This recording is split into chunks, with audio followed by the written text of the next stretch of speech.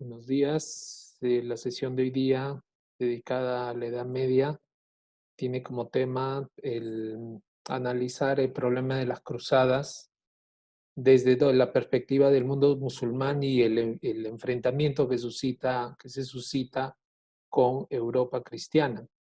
Para eso me parece importante tener un poquito los referentes históricos y espaciales sobre el tema. Estamos hablando de la cuenca del Mediterráneo, esto es el mar Mediterráneo.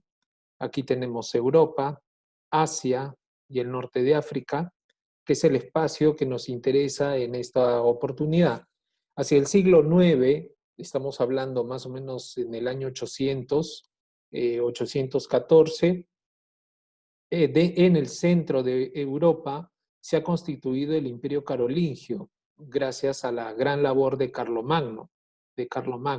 Este Imperio Carolingio es el primer intento, después de muchos siglos, de consolidación de un poder central en toda Europa. Acuérdense que estamos viviendo un periodo donde predomina el feudalismo. El feudalismo es territorios fragmentados acá en manos de señores feudales de distinta importancia y poder. El Imperio Carolingio viene a ser como un primer intento de centralización del poder sobre un gran territorio que correspondería actualmente al territorio de Francia, Bélgica, Holanda, parte de Alemania y el norte de Italia y algo de Austria y Checoslovaquia. Ese sería el territorio y Croacia, evidentemente. El territorio actualmente el territorio del Imperio de Carlomagno, ¿no? Este imperio prontamente con la muerte del emperador se subdivide y vuelve otra vez al sistema, pero deja un gran legado, y el gran legado que deja el Imperio Carolingio es que le da unidad lingüística y cultural a todo este territorio. Y es el punto de partida de la consolidación de Europa. Este territorio, además también, si nosotros lo vemos desde una perspectiva de áreas culturales, que es un término que estoy introduciendo yo, concepto de áreas culturales, podríamos organizarlo así. En este lado tenemos el área cultural de influencia cristiana. En este otro lado tendríamos el área de influencia bizantina o cristiano-bizantina o cristiano-ortodoxa. Esta área que se concentra en estos momentos entre los Balcanes y la península del Asia Menor, vamos a ver cómo luego se va disparando hacia la zona de los eslavos, hacia la zona de Rusia, para constituirse en el gran centro cultural de todo ese territorio. Y el tercer elemento o área cultural de influencia va a ser justamente el área de influencia del Islam, que, como pueden ver ustedes, en esta época que estamos viendo, ha ocupado gran parte de la península ibérica, lo que correspondería a los territorios actuales de los países de España y de Portugal, ¿no? Entonces ahí ya tenemos las tres áreas de influencia, las tres áreas culturales que definitivamente no se llevan bien, pues, ¿no? Porque cada una de ellas tiene una serie de procesos históricos distintos, ¿no? Cuando vemos esto desde la perspectiva de la plena Edad Media, o sea, siglos XI a XIII, vamos a encontrar que hay procesos históricos paralelos y distintos. En primer lugar, la consolidación del sistema feudal en Europa, el auge y la caída del Imperio Bizantino, tema interesante, la creación de los reinos cristianos europeos, el gran cisma de Oriente como el gran tema religioso de la época, y con él, con el cisma de Oriente, también aparece el problema con el Islam, que luego lo veremos, y que es un tema que ha estado muy presente en la historia universal, a veces con mayor fuerza, a veces con menor fuerza. Hablaremos de ello luego, ¿no? Y por último, la consecuencia de todas esas áreas de influencia que están enfrentándose entre sí va a ser la aparición de las cruzadas, ¿no? Del Imperio Bizantino, pues no vamos a profundizar mucho. Aquí tenemos un visionado rápido de cómo va desarrollándose en los casi 1000 años de historia, porque Bizancio se funda, o Bizancio es el heredero del Imperio Romano de Oriente, cuando Teodosio divide el imperio entre sus hijos Honorio y Arcadio en el 395 ya existía este territorio oriental con Constantinopla como capital, que fue fundada por Constantino en el año 330. Entonces, el imperio bizantino es el heredero de ese imperio romano oriental y tiene más o menos una duración de 1000 años, porque recién cae en 1453. Y es justamente la caída del imperio bizantino lo que marca el fin de la etapa medieval. Este territorio es un territorio muy interesante.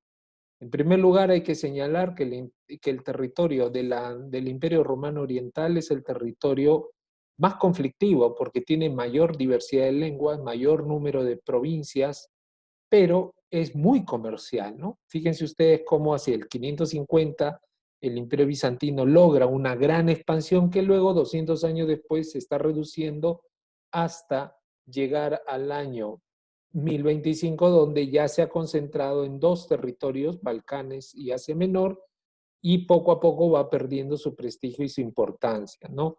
Hasta llegar el año 1500, 1400, cuando ya el imperio romano oriental o el imperio bizantino literalmente es una sombra de lo que fue, ¿no? Cuando consigue su mayor apogeo, justamente hacia el año 550 con el emperador Justiniano, ¿no? ¿Cuál es el aporte más importante que tiene el Imperio Bizantino a la cultura occidental? Pues su aporte principal es la conservación y transmisión del pensamiento clásico. Bizancio tiene unas características culturales diferentes a Europa. Y luego lo vamos a ver, pero lo importante de Bizancio es que conservan la tradición del pensamiento grecolatino y lo transmiten cuando llegan a tomar contacto con el occidente, ¿no? Ya lo hemos mencionado, se funda el Imperio Bizantino con la fundación de Constantinopla, y aquí hay un tema bien importante, es que en Bizancio, a diferencia de Occidente, de Europa, en Bizancio se desarrolló la política del césaropapismo, que significa, como lo pueden ver ustedes en esa imagen, que corresponde al emperador Justiniano ofreciendo en la iglesia de Rávena una pátena de oro, el emperador siempre estará por encima y por delante del clero, del alto clero, ¿no? Por lo tanto, el emperador tiene funciones religiosas muy importantes y resume en su persona, el emperador bizantino, funciones políticas y funciones religiosas, de tal manera que religión o fe y poder están unidos en la institución del emperador. Esto es algo muy potente porque, por ejemplo, el zar de Rusia también mantuvo esta idea césaropapista, ¿no? De que en el emperador está también resumido el máximo poder religioso. Bueno, el Imperio Bizantino logró unificar elementos culturales provenientes del mundo de los griegos o helénico, el mundo de los romanos, y lo mezcló con el cristianismo. Y su principal aporte también cultural es haber conservado la lengua griega. Gracias a Bizancio es que han llegado hasta nosotros los textos de los filósofos griegos, diríamos la Ilíada y la Odisea, el idioma griego original, todo esto lo conservaron ellos y ese es el gran legado que han dejado al mundo posterior. En cuanto a su economía, pues el Imperio Bizantino era de base principalmente agrícola y lo llamativo es que quienes eran los principales terratenientes era la Iglesia y el Estado, mientras que el comercio estuvo en manos privadas y fue un comercio muy activo, especialmente con la zona de Oriente. Acuérdense, ¿no? Bizancio está muy cerca de Damasco, muy cerca de Arabia, muy cerca de la ruta de la seda que conecta con China. Por lo tanto, era un puerto de contacto muy importante, un puerto comercial muy importante en ese sentido. ¿A qué llamamos el cisma de Oriente con el tema de Bizancio? Pues el cisma de Oriente, aquí tenemos una fotografía contemporánea donde vemos al Papa Francisco abrazando al patriarca de Constantinopla, que es el patriarca, diríamos, más importante de toda la zona de Oriente. Lo primero que decir es que cuando nosotros hablamos de cisma de Oriente, estamos hablando de un conflicto religioso entre el papado y el patriarca bizantino, y eso tuvo fecha concreta, año 1054. En el año 1054 ambos se excomulgan a sí mismos y por ende se excomulgan a sus iglesias, por lo tanto ya no hay unidad, se rompe la unidad de la unidad cristiana, empiezan a tener vidas paralelas. ¿Qué significa esto?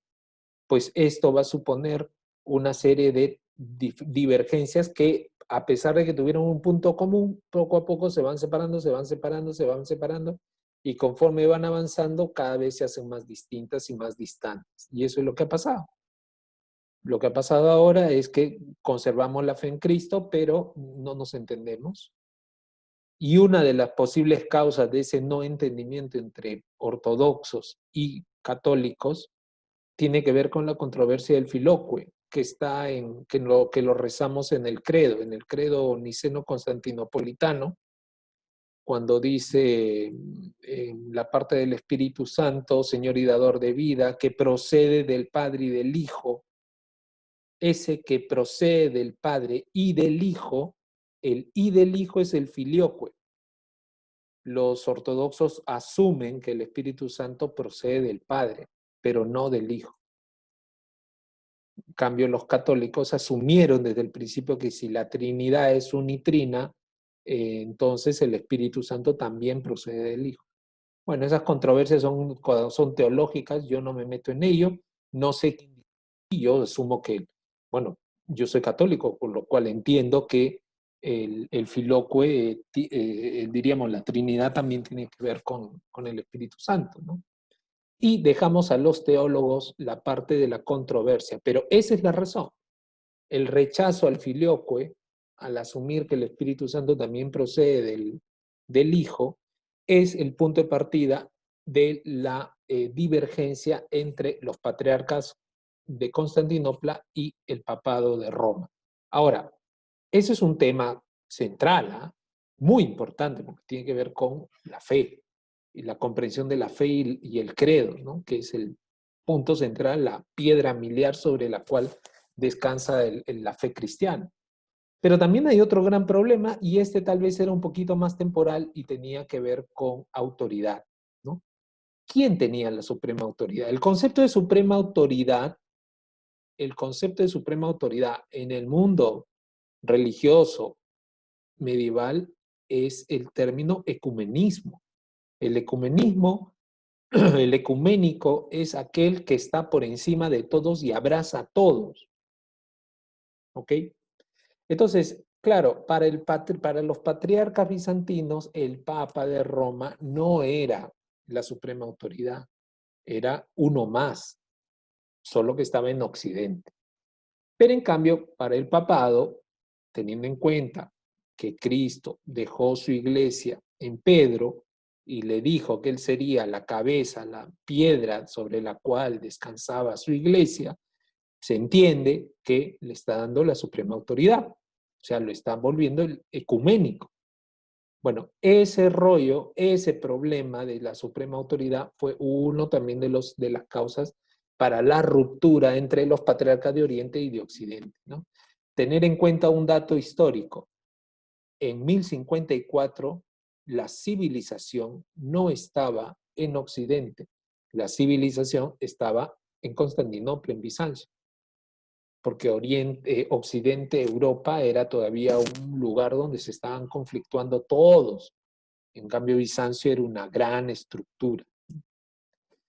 ¿Qué consecuencias de este cisma? En primer lugar, una cosa muy simple, el cambio de los calendarios religiosos, ¿no? El cambio de los calendarios religiosos ya diferenció a ambas religiones, ¿no? Las hizo religiones distintas. Y evidentemente el cambio de calendario religioso también influye en las prácticas litúrgicas. Por lo tanto, la misa católica es muy distinta a la misa ortodoxa. Esto lo hemos visto en fotos, ¿no? Y en videos, ¿no? Incluso pueden haber ustedes visto por YouTube o pueden ver por YouTube cómo es los ritos litúrgicos de los ortodoxos, ¿no? Y esto hace pues que surja la Iglesia Ortodoxa griega, ¿no? La Iglesia Ortodoxa griega es una iglesia que se sostiene, como hemos dicho, en la fe del patriarcado. Los patriarcas, por cierto, no son obispos, sino que son como grandes señores en un territorio determinado. Hay una visión muy romana en ese sentido. Más que feudal, el patriarca es la cabeza de toda una región, es el responsable de toda una región, ¿ok? No solo es un obispo, es más que un obispo. Entonces, porque es el jefe, el líder espiritual de toda esa región.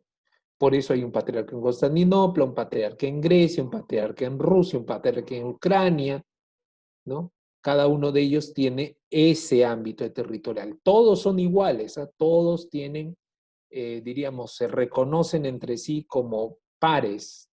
No hay uno que sea más alto que otro. Bueno, siempre hay una diferencia a Constantinopla, pero es que tampoco tanto, ¿no?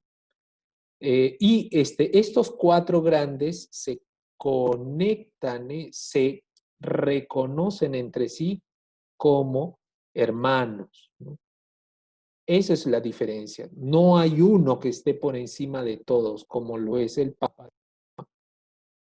Ahí hay una gran diferencia entre la religión ortodoxa y la estructura de la religión católica, ¿no? ¿Qué implicó pues esto? Pues implicó finalmente que Bizancio tuviera un área de influencia cultural, religiosa, distinta a Europa y distinta a el Islam. ¿Ok? Ahora, hablemos del Islam, ¿no? El Islam es el tercer elemento. Hemos hablado de Europa, primer elemento cultural. Hemos hablado de Bizancio y ahora hablemos del Islam. Y del Islam tendríamos que decir muchas cosas, pero quiero concentrarme en dos principalmente. En primer lugar, en el origen del Islam y luego vamos a ver en la problemática que supone el Islam para la época medieval, pero también para nuestra época, porque el Islam es una problemática hoy, ¿no? Entonces, el Islam viene de el Islam puede asumirse como que es la tercera religión monoteísta más expandida por el mundo, ¿no? Después del cristianismo y del judaísmo viene el Islam, ¿no? Hay una competencia entre Islam y cristianos a ver quién tiene más gente, ¿no? Pero, bueno, ¿cuál es el ámbito de expansión del Islam? Pues está expandido por Asia, por el Oriente Medio, donde está su fuerza, el norte de África. Esos son los territorios donde más se encuentra. Sin embargo, hoy en día el Islam está penetrando en Europa.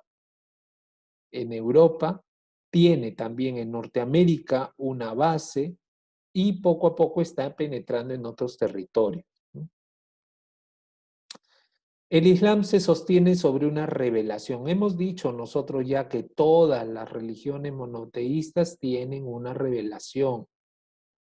Eso es lo que las diferencia de las religiones politeístas antiguas. Y hemos señalado que en el caso de los judíos, la revelación fue la revelación de Abraham perdón, la revelación de Yahvé a Abraham. En el caso de los cristianos, la revelación es el nacimiento de Jesús, ¿no? Y en el caso de los musulmanes o islámicos, la revelación es que Dios se presenta al profeta Mahoma a través del arcángel Gabriel. Ahí ven la imagen. Este es el arcángel Gabriel que se está presentando a Mahoma y que era un comerciante de la Meca y le dice que él tiene que dar cumplimiento a la promesa que Dios va a hacer. Pero para eso tiene que someterse a Dios. Y es ahí donde aparece el vocablo musulmán, porque musulmán significa el que se somete a Alá, el que se somete a Dios. Entonces, la religión musulmana, la religión islámica, es una religión de sometimiento, no es una religión de libertad como la es el cristianismo. Entonces ahí encontramos una gran diferencia y un punto muy importante de tener en cuenta de por qué actúan así los musulmanes. Uno siempre se pregunta, ¿cómo es posible, no sé, pero cómo es posible que los musulmanes se pongan bombas en el cuerpo y exploten delante de gente? ¿Acaso no tienen miedo de su vida? ¿No tienen miedo de morir? No, porque ellos son conscientes que si hacen eso, sometiendo su cuerpo a la voluntad de Alá, están ganando el paraíso.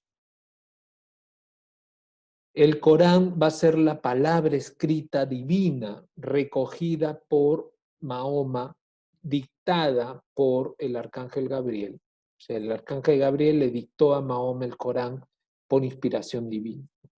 Y entonces esta palabra, el Corán, es básicamente un texto donde hay muchas anotaciones y afirmaciones, ¿no? He dejado una separata en el UD virtual donde ustedes tienen una descripción bien interesante acerca del Corán. De modo que el Islam, que se debe entender como la sumisión a la voluntad de Alá, eso es Islam, sumisión a la voluntad de Alá, se convierte pues no solamente en una religión, sino también se convierte en una fuerza de unidad política, cultural y religiosa. Eso es lo que le da el embate al Islam para poder crecer tan rápido.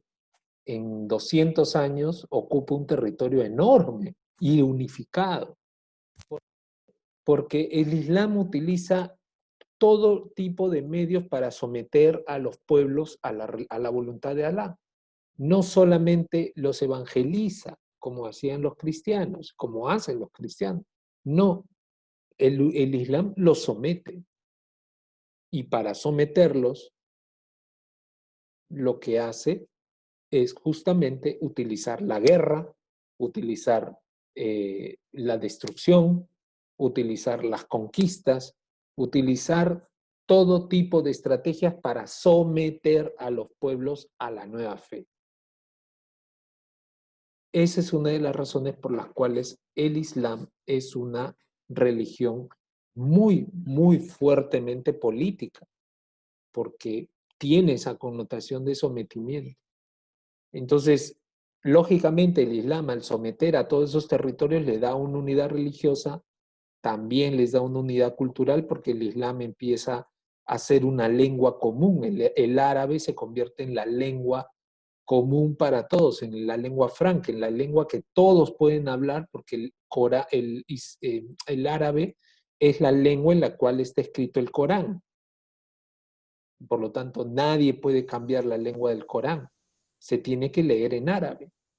Y eso hace que efectivamente pues le dé una unidad cultural y finalmente una unidad religiosa con la construcción de distintos imperios que van a gobernar territorios tan dispersos como los árabes, los persas, los magrebíes del norte de África y los orientales que corresponden a la zona antisemítica que encontramos entre Damasco y Jerusalén.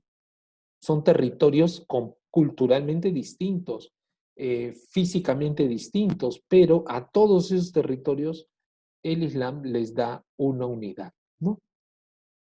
El Islam se sostiene en algunos principios. En primer lugar, el Islam es una religión de un solo Dios, Alá. No hay más dioses. Es solo Alá. Y Mahoma es su profeta. Todo lo demás que pueda aparecer en el Corán son profetas importantes, pero tampoco es que tengan no hay santos, no hay personajes, ¿no? Incluso Jesús aparece mencionado en el Corán, pero aparece como si fuera un profeta más, del tamaño de la calidad de Moisés, de la calidad de Abraham, ¿no? Los islámicos reconocen su origen en Abraham, padre de todos los pueblos, pero solamente le reconocen eso, su origen. Para ellos el único Dios es Alá. Y otro aspecto también de su teología, podríamos llamarlo así, es que para ellos el alma es inmortal. Por lo tanto, hay un juicio al final de la vida y Dios premia o castiga a cada uno. Los va a premiar con la existencia del paraíso.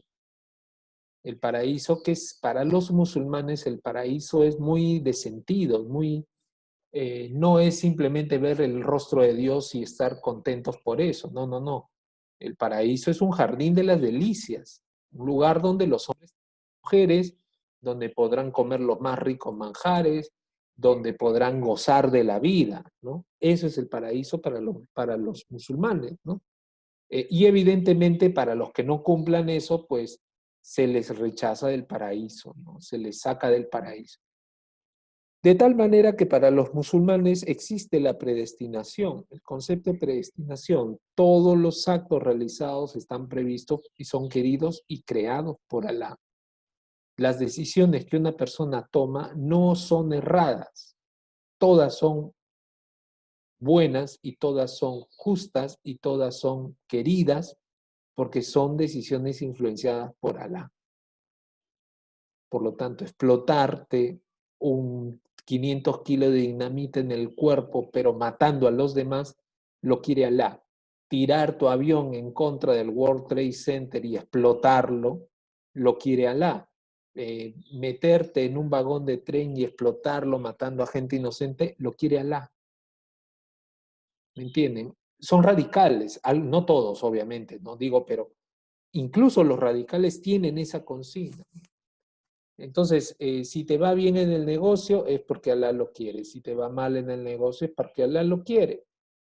Entonces, eso es importante también tenerlo en cuenta. El hecho de la predestinación marca una característica y es que el hombre es incapaz de poder cambiar su futuro, porque ya está predestinado por Dios.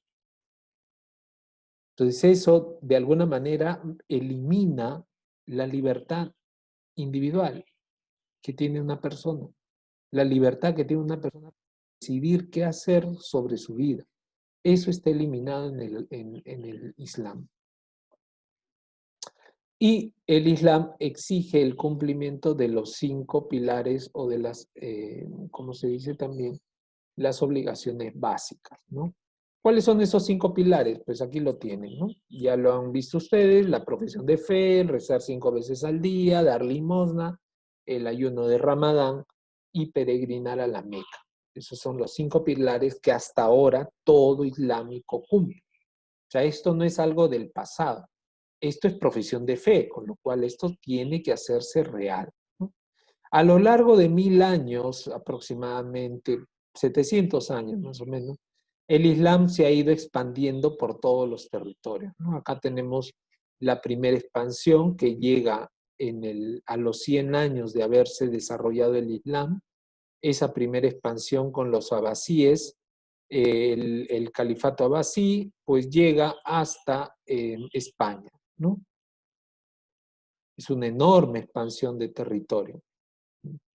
Luego viene el sultanato selyúcida y este sultanato selyúcida pues es la expansión hacia Oriente, hacia la zona de Persia, Turquía, le están quitando territorio a los bizantinos y logra consolidar un imperio que llega hasta la India.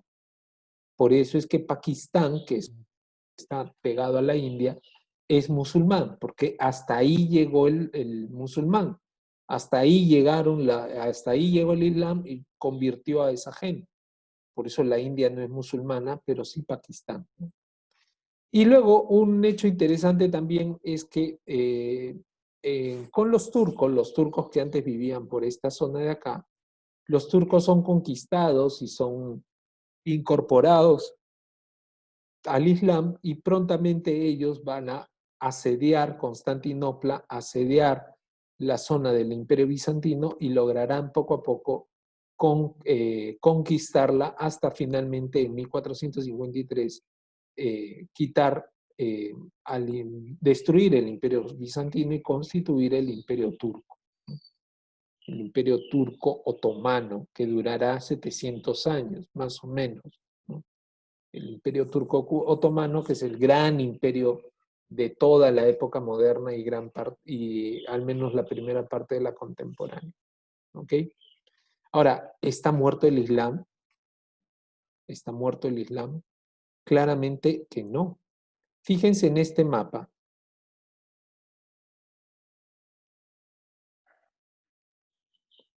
Fíjense en este mapa. Este es un mapa actual de este año. Y fíjense ustedes lo que tenemos aquí. La población musulmana en los 10 países europeos más importantes. Fíjense cómo en Alemania tiene de 66 millones de personas que son los alemanes, un quinto, 4.76 millones, ya son islámicos. Y la mayoría de ellos son islámicos turcos, porque los turcos son los que están más asentados en Alemania. En Francia, que también tiene más o menos una población de 60 millones de habitantes, tenemos 4.71 millones. La mayoría de ellos vienen más bien de las antiguas colonias francesas de África, por lo tanto son magrebíes. La mayoría de estos islámicos vienen del norte de África, son magrebíes. Mientras que en Alemania tenemos turcos que son caucásicos y islámicos, en Francia tenemos magrebíes que son, son población africana oscura y además también son islámicos.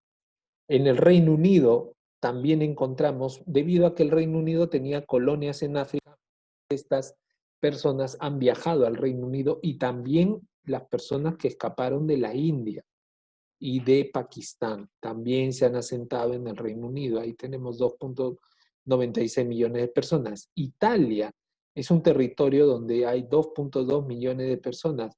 La llegada de los islámicos a Italia no es una llegada de asentamientos, sino que son de refugiados que escapan en barcas, en pateras, como les llaman ellos, y llegan a las costas de Italia, como también llegan a las costas de España. Tanto Italia como España son lugares de acogida de islámicos que están escapando de una vida de pobreza para intentar rehacer su vida. Esto realmente es un impacto, porque evidentemente lo que nosotros estamos enfrentando aquí es a un cambio poblacional. ¿Qué hice? A un cambio poblacional. Si no, ustedes en lo que dice este video, que voy a...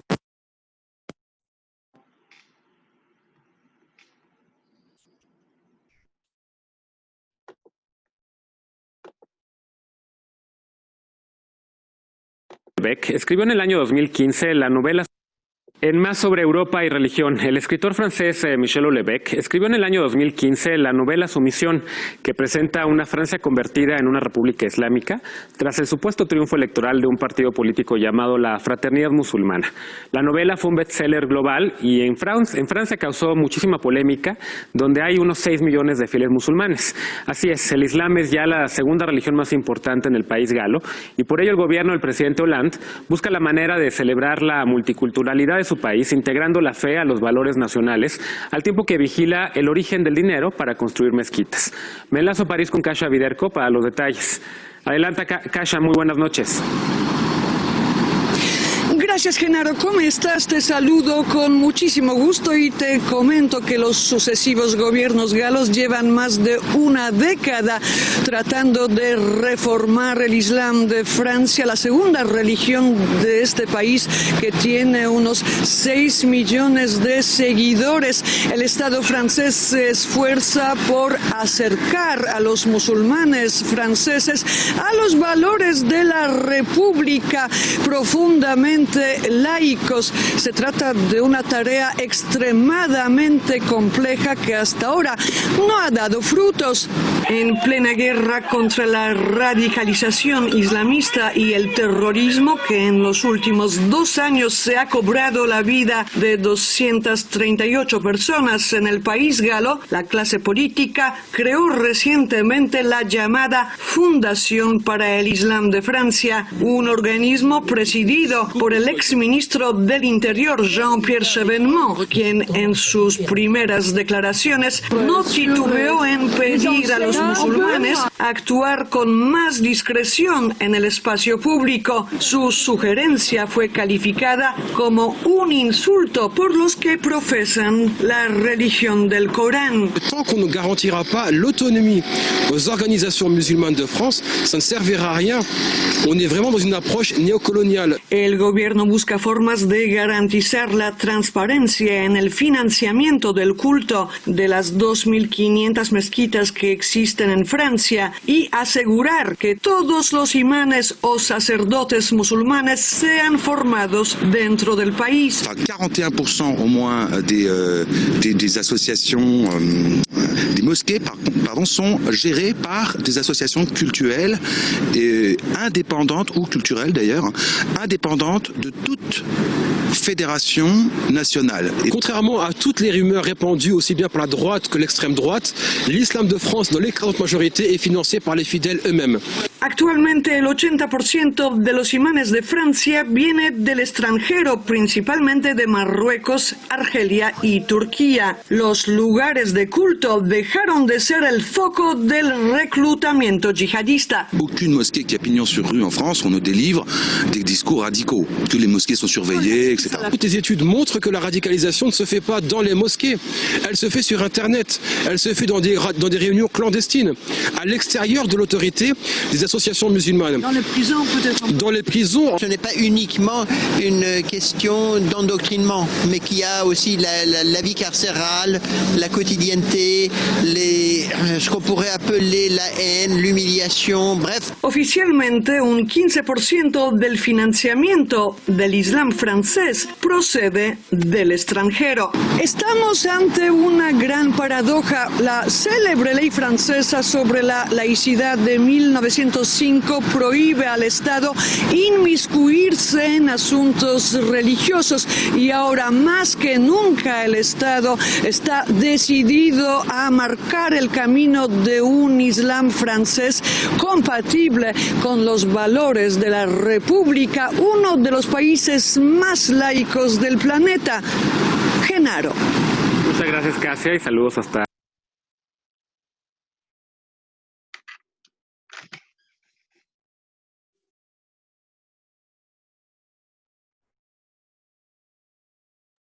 Bueno, lo que demuestra este video y esta expansión es justamente una referencia bien interesante a cómo se está, diríamos, cómo está progresando en las relaciones entre estos territorios históricamente, diríamos, muy vinculados, pero también históricamente muy enfrentados, ¿no? Ciertamente, como bien se ha mencionado, llama mucho la atención que el discurso político que tiene, y es un discurso político muy confrontacional, que tiene el representante de las iglesias, de la Iglesia Islámica, frente a la posición, diríamos, del Estado de unificar, ¿no? Que es la característica típica de Francia, de intentar unificar y mantener separado las cuestiones legales y políticas de las cuestiones religiosas. Ese es el Estado laico, ¿no? Este problema, entonces, no es un problema de hoy. Eso es lo importante que hay que señalar. Es un problema que viene desde la época medieval y es un problema que está constantemente presente en las relaciones entre estas tres áreas de influencia que hemos mencionado. Cada una de ellas, por sus características, tienden a expandirse culturalmente y cada una de ellas tiene un área de influencia civilizatoria, ¿no?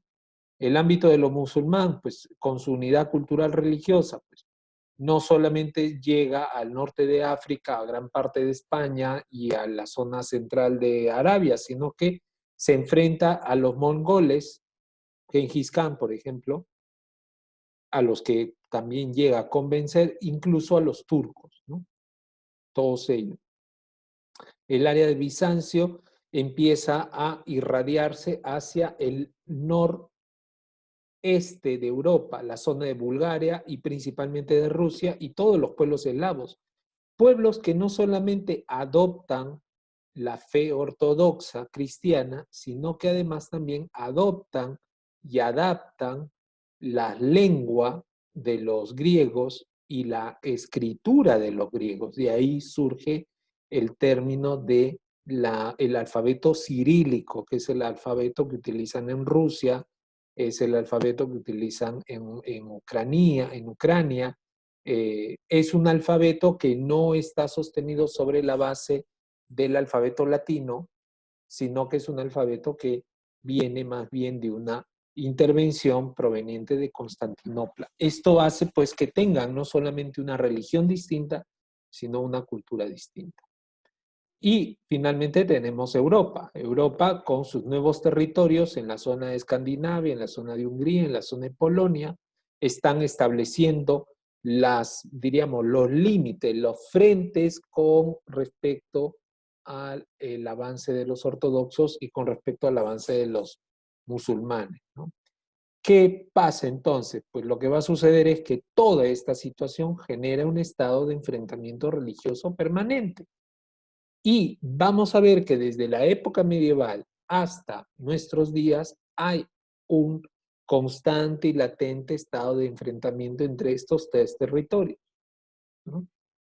En distintas épocas y con distintos nombres, pero está siempre presente, ¿no? Uno de ellos, tal vez el más característico y el más conocido de la época medieval, serán las cruzadas, ¿no?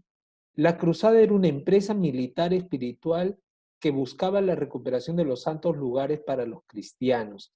Santos lugares que diríamos que se habían identificado como capturados por los musulmanes.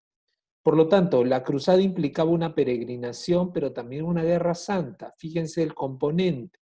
De ahí que los cruzados eran señalados como los cruces ignati, es decir, los señalados por la cruz, porque asumían un compromiso de honor que se conoce como la aceptación de la cruz, un juramento que les llevaba pues a participar voluntariamente en las campañas para enfrentarse a los musulmanes, ¿no?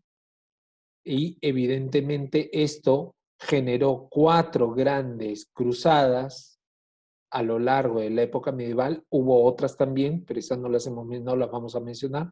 Solamente mencionamos las 4 cruzadas.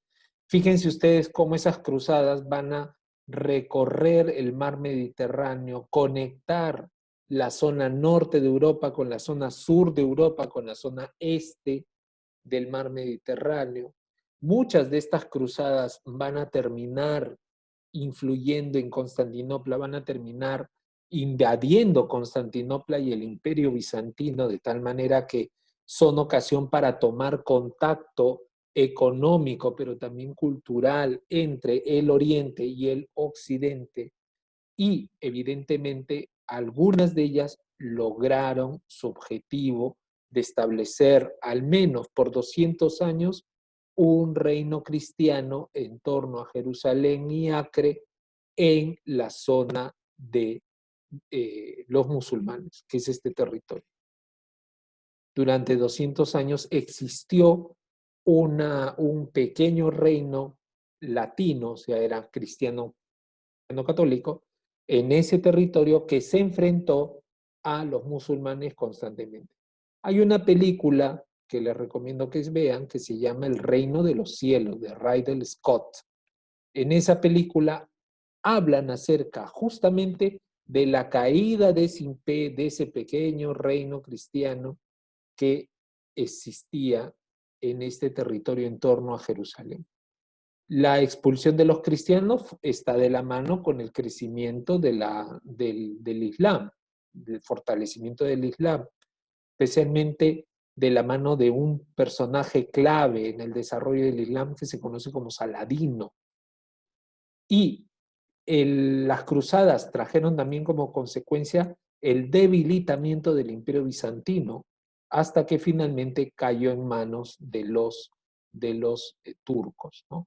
Las cruzadas pues suponían un proceso de penitencia que una vez cumplido, se volvía a la vida normal. Sin embargo, un grupo de esta gente que había hecho el voto de la aceptación de la cruz, se empezó a unir en torno a hermandades militares, ¿no?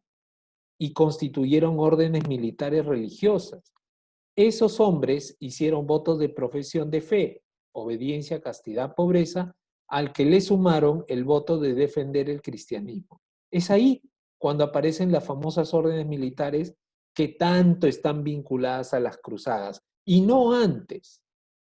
Por lo tanto, hay que tener en cuenta que estos de aquí, estos caballeros cruzados, estas órdenes militares religiosas están directamente relacionadas con las cruzadas y no tienen otro tipo de conexión. Evidentemente tuvieron mucha fuerza, tuvieron mucha importancia. Algunos de ellos se dedicaron, por ejemplo, la Orden de San Juan de Acre, se dedicaron a los hospitales. Otros se dedicaron al enfrentamiento militar, como los caballeros teutónicos, que eran más que nada alemanes, o los de Santiago de Lepé, que eran también franceses, o la famosa Orden del Temple, los templarios, de lo que tanto se ha hablado de los templarios, que eran una orden religiosa militar que enfrentaban a los musulmanes, pero que cuando fueron expulsados de Jerusalén tuvieron que asentarse en Francia y evidentemente tuvieron problemas ahí, ¿no? Bueno, la Orden de Malta, que sigue existiendo hasta ahora, aunque ya no tiene el carácter militar, y la Orden del Santo Sepulcro, que fue la primera que aparece, porque estos son los caballeros que decidieron quedarse a cuidar en Jerusalén, ¿no? Estos personajes estas órdenes religiosas militares, incluso luego algunas de ellas llegaron a España. Por ejemplo, les cuento que la Orden de la Merced, los mercedarios de la que es la Mechita, la Orden de la Merced se estableció en España con una finalidad muy parecida a la de estas órdenes militares. Porque como en España había una guerra contra los musulmanes, los mercedarios, los frailes mercedarios, se ofrecían como cautivos a los musulmanes para intercambiarse por rehenes que tenían los musulmanes. Entonces, el fraile mercedario se ofrecía como un cautivo a cambio de que un rehén saliera, ¿no? Esa política es bien interesante, no es parecida a la de las órdenes militares religiosas, porque las órdenes militares religiosas, como ustedes pueden ver ahí, son caballeros. Estos tipos eran de matar, ¿no? Los mercedarios no, pero están dentro de esa onda, ¿no? De esa onda de enfrentarse al infiel de distintos modos. Las cruzadas, el infiel como ellos lo llamaban, entonces eran unas campañas de guerra, ¿no? Y esas campañas de guerra evidentemente traían caballeros, soldados, legiones, pero también mercenarios. Esto es interesante, había gente que iba a las campañas con dinero para comprar mercenarios, ¿no?